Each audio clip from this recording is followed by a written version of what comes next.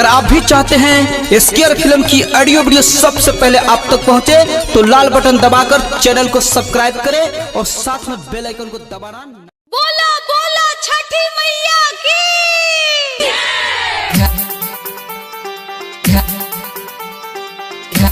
हमनी के घाट पर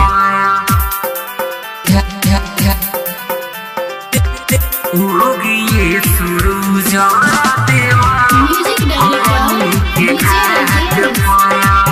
बोला बोला छठी मैया की।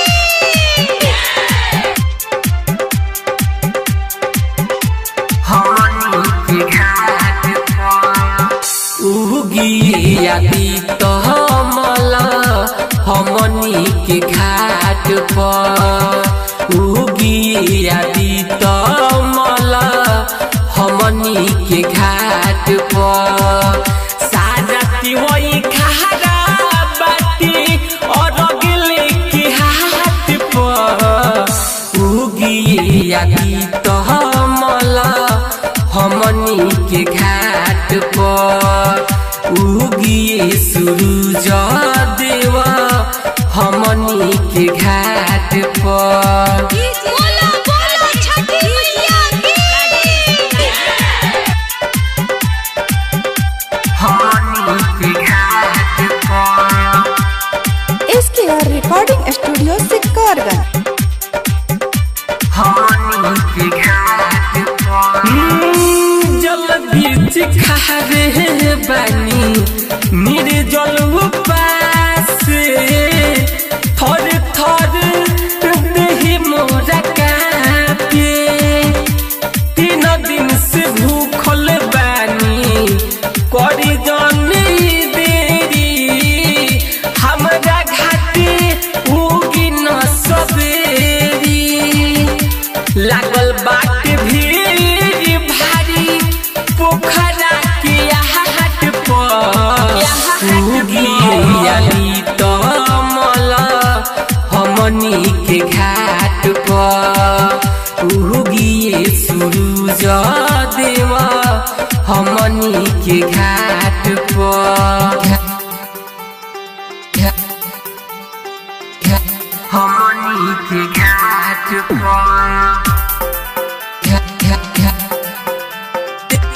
उगिए सूरज देवा हमनी के घाट पर। बोला बोला छठी मैया की।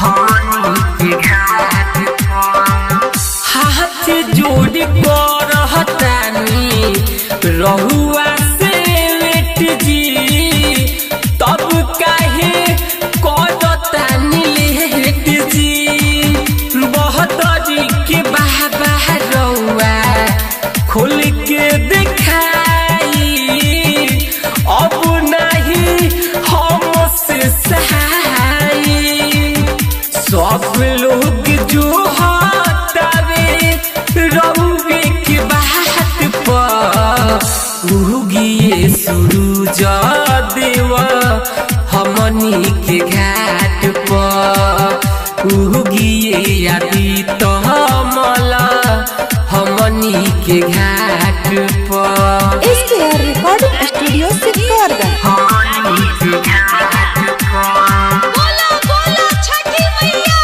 की। उगिए सूरज देवा हमनी के घाट पर